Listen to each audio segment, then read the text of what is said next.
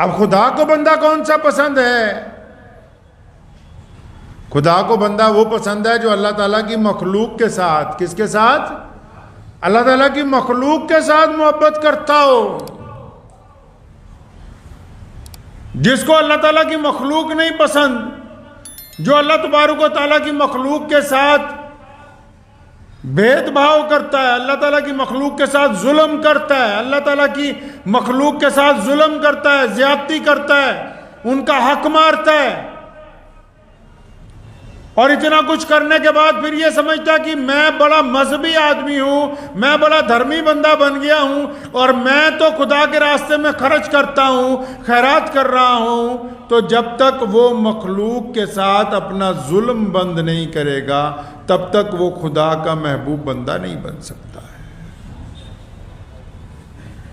सुब्तगदीन एक बंदे का नाम है, आज से कई 100 साल पहले पैदा हुआ। किसी बहुत बड़े बादशाह के दरबार में जर्नैल था, शिकार खेलने गया। तो उस दौर में शिकार के ऊपर ही रोजगार होता था, मतलब एक आधा बड़ा जानवर मार लिया, वो लोग खाते रहते थे, हफ्ते बाद फिर दूसरा तलाश कर लिया। तो वो कहते मैं शिकार खेलने के लिए गया तो उस दिन कोई जानवर ही नहीं मिला। तो वापस आने लगा तो एक छोटा सा हिरनी का बच्चा मिल गया। तो तीर तो नहीं मारा क्योंकि बच्चा था, वैसी पकड़ में आ गया, पकड़ के घोड़े पे रखा, लेके वापस चल पड़े। और फरमाते हैं कि जब मैं अपने कस्बे में, अपने शहर में दाखिल हो रहा था तो एक जगह रुका नमाज के लिए, वज़ू के लिए। अपना घोड़ा जब मैंने रोका तो जब उससे उतरा तो उस बच्चे को बांध दिया एक जगह। तो मैंने क्या देखा कि उस बच्चे की माँ जो है हिरनी, वो भी पीछे पीछे दौड़ती दौड़ती वहां तक आ गई। अब दो तरह के लोग होते हैं ना, अक्सर शिकारी जो होते हैं वो कहते हैं कि जब ये आ गया तो इसके पीछे पीछे इसकी मां आ गई, मतलब बड़ा शिकार भी साथ में ही मिल गया है। चोर चोरी करने जाता है, उसका इरादा होता है इस घर में थोड़े पैसे, जब ज्यादा देखता सोचता बड़ा हाथ लग गया आज। तो सुब्तगदीन जो थे, जब उन्होंने देखा कि उसकी मां भी पीछे पीछे आ गई तो उनके दिल में ख्याल आया, 5 वक्ता नमाजी थे, तो ख्याल आया दिल में कि यार देखो इसकी माँ पीछे पीछे यहाँ तक आ गई है। अब ये तो गैरत की बात नहीं है ना कि मैं इसकी माँ को भी पकड़ लूँ। ये तो तरीका नहीं है कोई समाज का कि कोई बंदा किसी को छुड़वाने जाए तो उसको भी पकड़ लिया जाए। ये तो समाज की व्यवस्था में नहीं है, ये जालिम लोग करते हैं। तो कहने लगा कि मैंने ये इरादा किया कि चलो इसको ऐसा करता हूं कि इसके बच्चे को छोड़ देता हूं, फिर कभी दोबारा जाएंगे जंगल में, जो कुछ मिल जाएगा देखी जाएगी। तो कहने लगे कि मैंने उसके बच्चे को छोड़ दिया, नमाज पढ़ी, रात को घर पहुंचा, इत्मीनान से खाना वाना खाया, तो रात को सो गया। तो ख्वाब में अल्लाह के प्यारे नबी हज़रत मोहम्मद रसूलुल्लाह सल्लल्लाहु अलैहि वसल्लम की ज़ियारत हुई। और फरमाया अल्लाह ताला ने तेरे बारे में कहा कि तू तो अल्लाह की मखलूक से बड़ी सिला रहमी करता है, क्या अगर तुझे इंसानों पे भी बादशाह बना दे तो उनके साथ भी ऐसा ही करेगा? तुझे इंसानों पे अगर बादशाह बना दें तो क्या तू उनके साथ भी ऐसे ही व्यवहार करेगा? यही बर्ताव होगा, यही वतीरा होगा जैसे आज किया है कि हिरनी को पकड़ने की बजाय उसके बच्चे को भी छोड़ दिया। अल्लाह को ये अदा पसंद आ गई है। तो उन्होंने ख्वाब में ही कहा कि मैं तो इस काबिल कहाँ हूं, आपकी ज़ियारत हो गई सल्लल्लाहु अलैहि वसल्लम की, मेरे लिए तो यही बड़ी बात है। फरमाते हैं आँख खुल गई, 1 महीने में ही उसी दरबार का बादशाह बन गया। और ये सुब्तगदीन जिनका मैं नाम ले रहा हूँ कोई मामूली आदमी नहीं है, तारीख़ इस्लाम के सबसे मशहूर बादशाह सुल्तान महमूद गज़नवी के वालिद हैं। ये कोई नस्लन बादशाह नहीं थे, नस्लन बादशाह नहीं थे।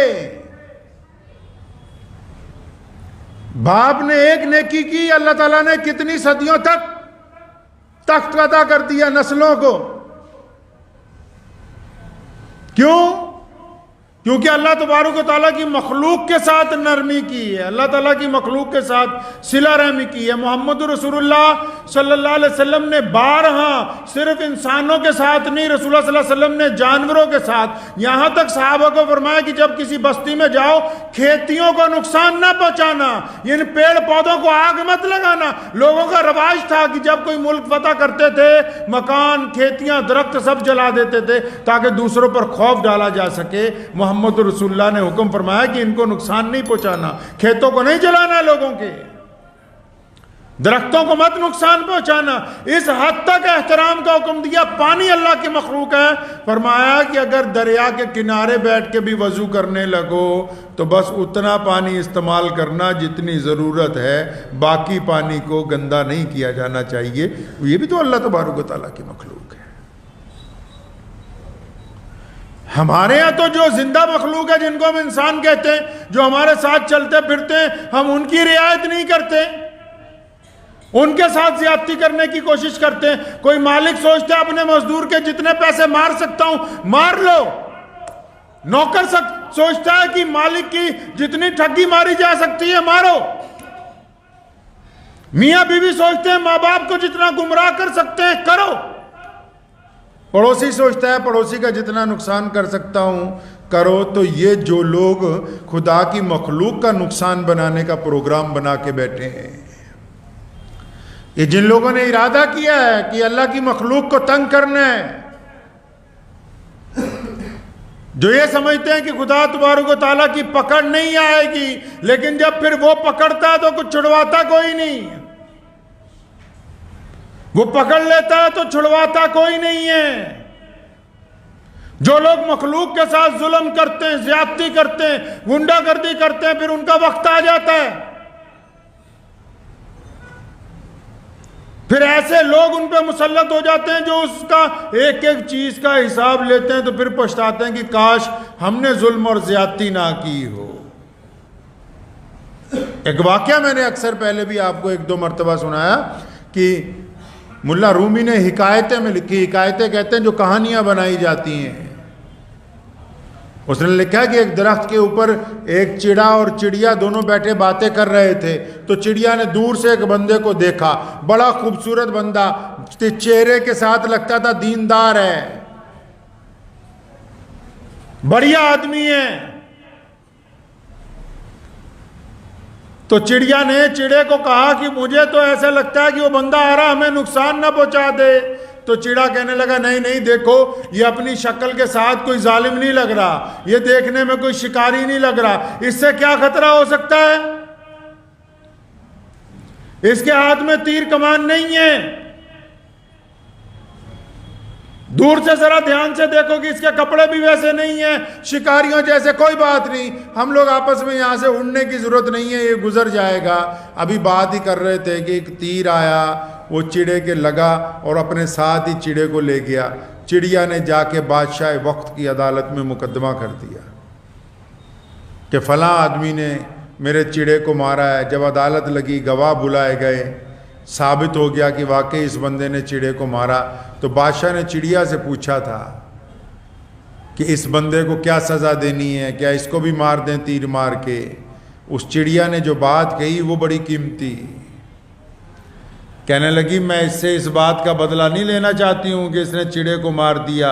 बादशाह साहब, हम दोनों मियाँ बीवी जब बैठ के इसे देख रहे थे तो दूर से ये हमें कोई दुनियादार बंदा लगा, दूर से कोई अच्छा बंदा लगा, दूर से देखने में अल्लाह वाला लगा, दूर से देखने में तो इसके कपड़े जो थे हमें ऐसे लगे जैसे पीरों फकीरों के होते हैं, ये दूर से देखने में तो बहुत बड़ा वली लग रहा था। लेकिन अचानक इसने अपनी चादर उतारी, छुपा हुआ तीर कमान निकाला और तीर मार दिया।